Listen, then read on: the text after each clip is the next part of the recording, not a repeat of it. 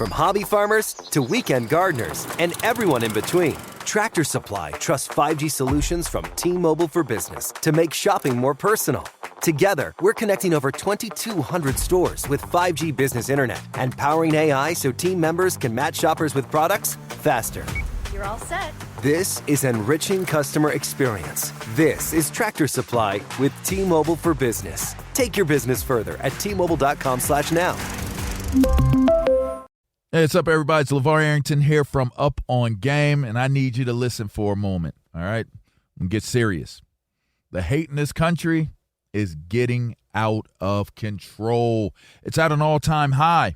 It's going to take all of us to stop it. I mean, think about it. We're all on the same team in this country, right? Let's take a break from hate so our team can regroup. We need to take a timeout against hate.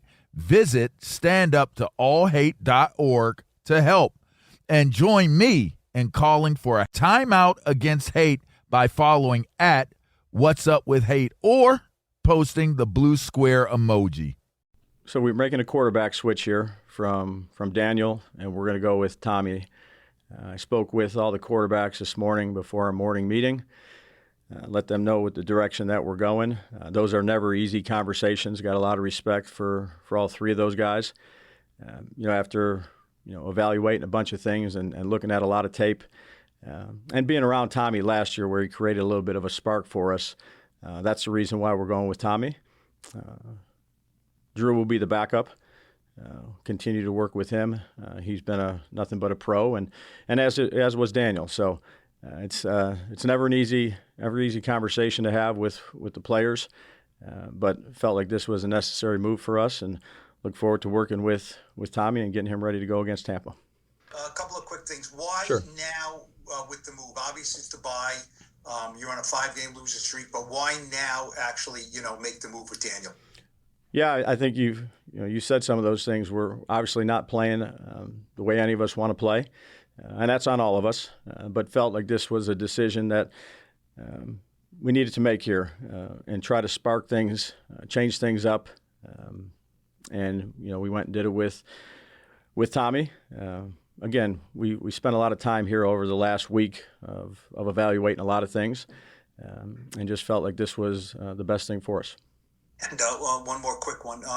Obviously, you guys signed Drew, gave him a decent contract, and he was the backup in every game. So usually the backup gets the call and not the number 3 guy. Why flipping over him to go to Tommy? Yeah, I understand the question. Again, I got a lot of confidence in Drew, the way he's handled himself since he's been here, and he handled this well too, being a professional. Again, Tommy, we've been with Tommy here for a little bit. He's done a nice job, I would say, throughout practices here, but also you have something to lean on by going back and watching him operate some of our stuff from last year. This is no indication on Drew whatsoever. He's been excellent for us. It was more about what I felt Tommy gave us. Thank you. Yep. Patty Trina. Good morning, Daves. How are you? Hi, Patty. I have 2 for you. Sure. First off, can you tell us when the decision was made? Did you make it this morning? Did you make it over the weekend?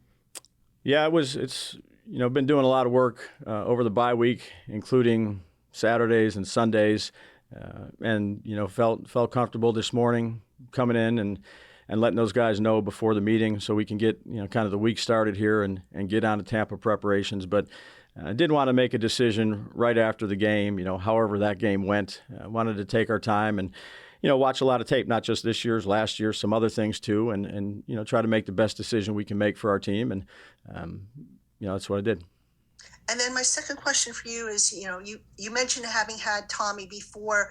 How much, if anything, given where you're at, the personnel you have, how much do you tweak to maybe better suit Tommy versus what you had with Daniel? Yeah, I think that's what we'll be doing here, over the next course of this week and getting ready for Tampa Bay. Tommy has his strengths that we'd like to try to utilize.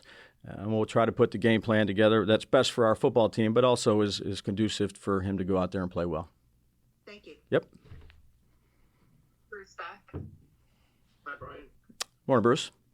Hey, Coach, you could get a spark now. So what do you say to the fans who don't want to sacrifice higher placement in the draft in order to try to get victories in the remaining 7 games? Yeah, look, we have a lot of football in front of us. I think we all need to be committed to doing everything we can do to close out the season the right way and just take it 1 week at a time. And that's where really our focus is going to be, is with Tampa and certainly all the issues that they present defensively, particularly on the offensive side speaking. And, the only thing we control is our response of, this is how the season has been so far. It doesn't dictate where the season's going. We put a lot of time, effort, and energy into this, and that's what we'll all do.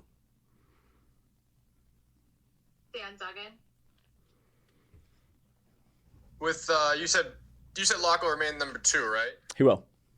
So why Daniel going from 1 to 3?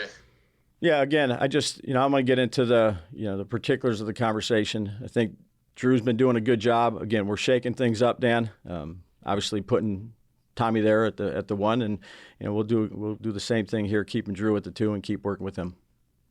Will Daniel remain with the team, practice? Because in situations like this in the past, I feel like maybe Derek Carr a few years ago just kind of went home.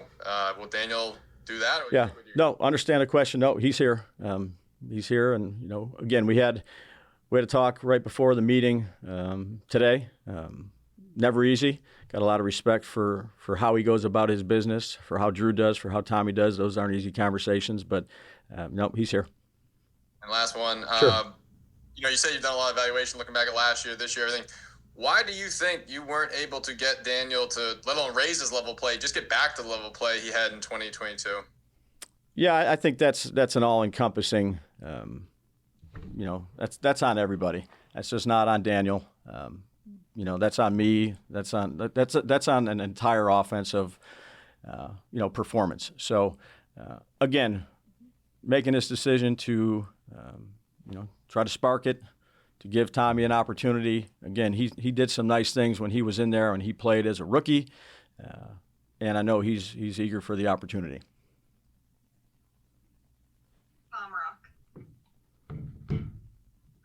Brian, are there any other personnel changes that you're going to be making on either side of the ball here? Yeah, I would say, that's specific based on the packages that we have, Tom.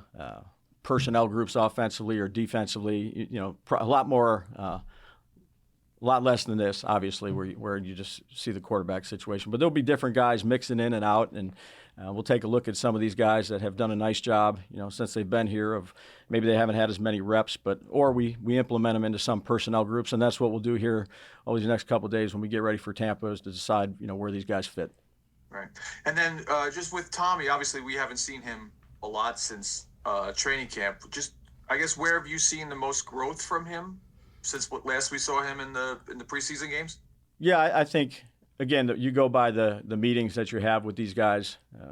He's out there practicing and taking show team reps and doing those type of things, and I think he has good fundamentals. I think he's got good quick release, but it's really some of the things in the meeting room when you're talking about tape, or you're talking about pressure packages or re-identifications or checks and things like that. He's played almost 700 snaps for us, preseason and regular season included. So experience helps. So we'll do everything we can to get him ready. Did you continue to have those? I think it was daily meetings or weekly meetings that you had with him last year. Yeah, I've had some of them. Again, obviously the time is spread out a little bit differently. I've had some of them with him, and again, we're just trying to develop him the best we can, and he's done a good job of taking to the coaching. Thank you. Yep. Brian Dunleavy. Hey, Brian. Morning, Ron. Hey. I don't want to ignore the elephant in the room. So you benched Daniel Jones. What's his future with this franchise beyond this season? Yeah, understand the question, Ryan. We're just focused here on this week and the decision that we made to get these guys ready to go. That's where our focus is. But I'm sure Daniel asked you. I would assume Daniel asked you that question, right? Did that come up? Is that something you guys discussed? Yeah, I'll keep the conversation that we had between us.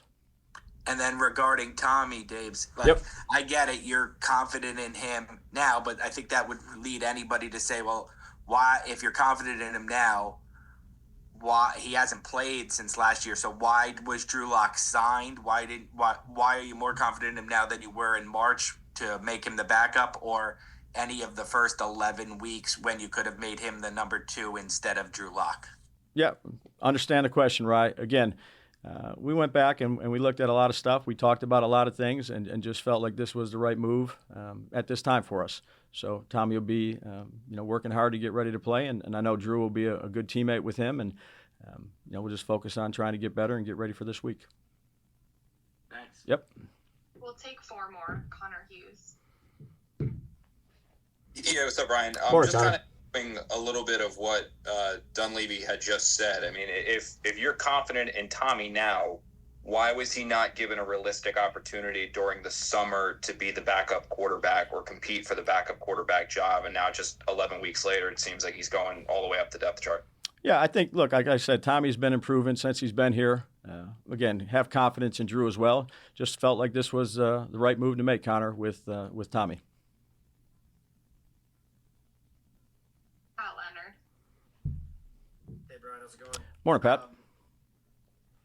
When you took Daniel out against the Eagles and then the next week you put him back in as the starter against the Steelers, you said the reason was because he gave you the best chance.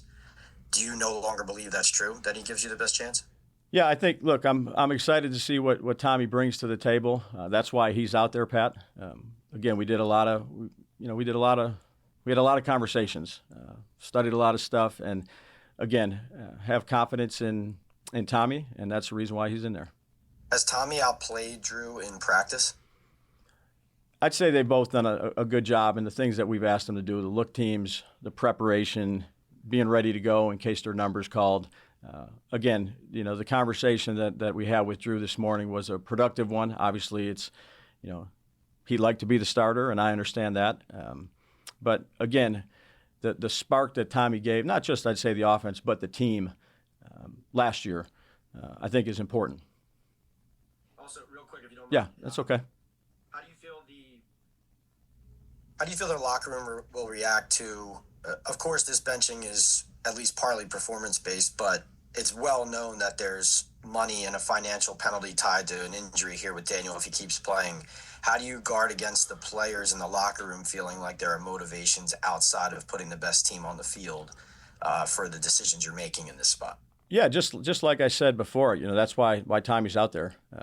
I think he'll be ready to go. I'm excited to see him. Thanks. Yep.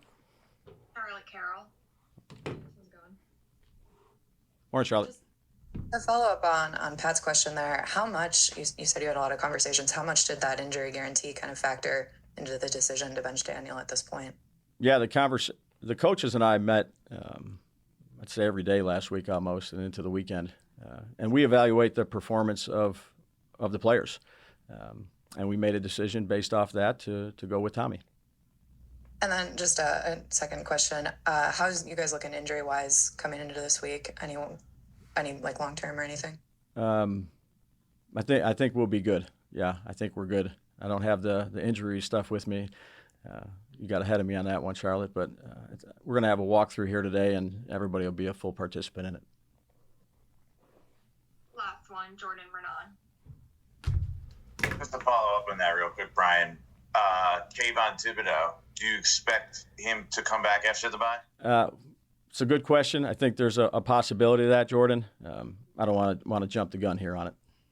But he's not on the practice field yet. Right? That's what you Yeah. said, if everyone's going to be there. Yeah, everybody that can participate will participate, and then we'll make a decision here on Kayvon based on where he's at.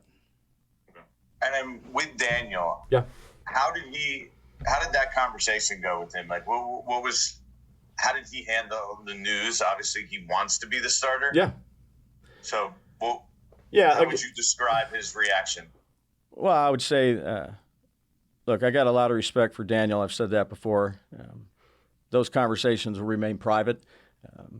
Certainly you're not going to be happy about that as a competitor, and I respect that. And then, we asked you this a lot, but how does ownership factor into this, and how did they factor into this specific situation? I know you talk to them all the time, you tell us stuff, but how did they factor into this situation? And then the perception from some outside is, hey, this is a move you're making because ownership wants it. It could help put fans in the seats. It can create some buzz. What do you say to that? Yeah, understand your question, Jordan. Again, our conversations will be private. We have plenty of them, and looking forward to Tommy getting ready here to go against Tampa. Did ownership give you input, or was it you guys coming to them and say, hey, this is the decision that we made? Yeah, again, respect the question. Our conversations will remain private here, but, we made this decision, and let's get Tommy ready to go. How do you feel when you switch to Geico and save on your car insurance? It's like going to work on one Thursday morning and thinking to yourself, just one more day until Friday. But then somebody in the elevator says, Happy Friday! Then you check your phone quickly and discover today's actually Friday. So yes, Happy Friday, random stranger in the elevator. Happy Friday indeed. Yep, switching and saving with Geico feels just like that. Get more with Geico.